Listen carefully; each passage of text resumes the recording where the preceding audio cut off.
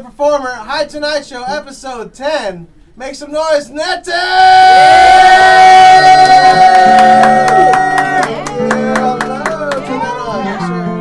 Y'all know, there we go. Hey, thanks for having me. What's up? My name is Nnete, and I've been trying to just learn a little bit more about myself, so I did my Ancestry.com. Turns out I descend from a long line of Nigerian side chicks.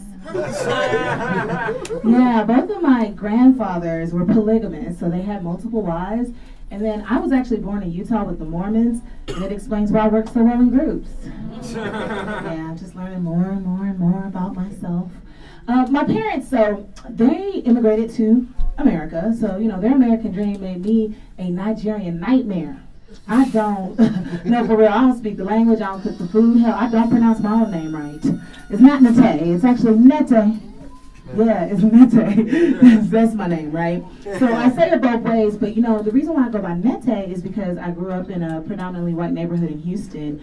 And so, white people don't understand names that are ethnically, ambiguous, basically. So Nnete became the gentrified version of Nnete. Because whenever I know foreigners that have nicknames that are American nicknames, they're never remotely close to their actual original name. So on the first day of school, teachers were asking me, did I have a nickname? I was like, nah, I don't, And they would make suggestions like, what about Keisha? I was like, that's racist. I know that's for sure. That's racist now.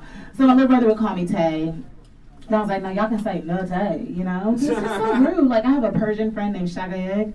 Her American name is Joyce. What? Right, exactly. I was like, can we at least do Nene, Nene, something like that? So anyway, I helped them out. I'm feeling good about myself. I'm down about 50 pounds. Thank you very much. Thank you. It's the same 25 pounds twice. Just, add that together. We just focus on the positives. You focus on the wins, and that's all we look at, right?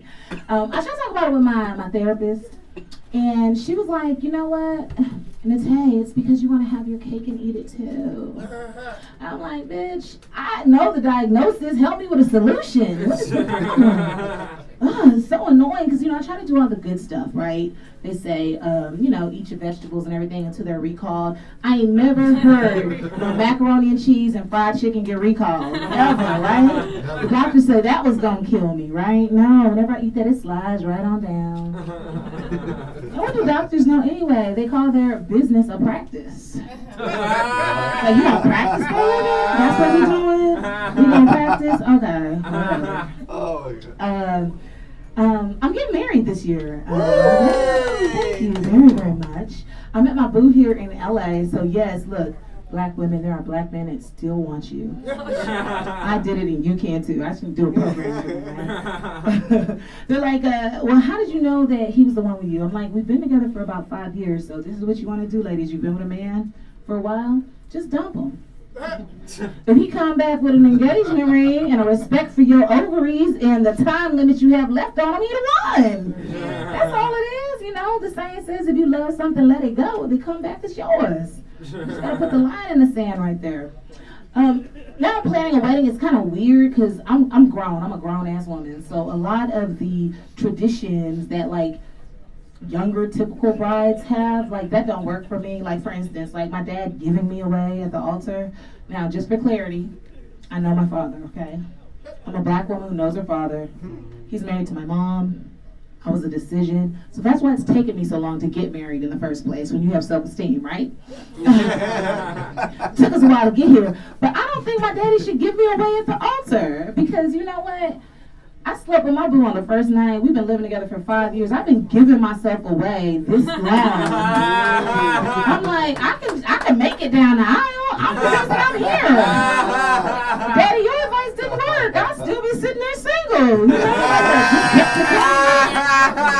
Like, I got this.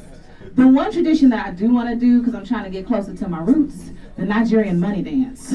Okay? You can make it rain all over me. So the only people getting invited are the people that can make 20s rain all on me for the culture. For the culture's sake. My boo and I, and I'm going to just end right here so we can chop it up and everything. My boo and I, we've been, we have a great relationship, but there's one thing that divides all relationships, whether it's boyfriend, girlfriend, fiancés, friends, or whatever, is when somebody eats your food without telling you. That is so disrespectful. It just ain't right? So, true story. My boo tells me he has 4 beef ribs for me. I come home, there are 3 beef ribs for me. I know.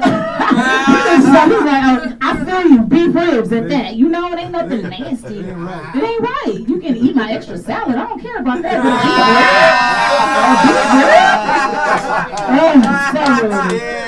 So as I'm putting him through like questionings and everything, I'm like, it didn't go MIA. I understand biblically. I come from your rib. You are my Adam. I am your Eve. But you can't just take it back when you get the munchies.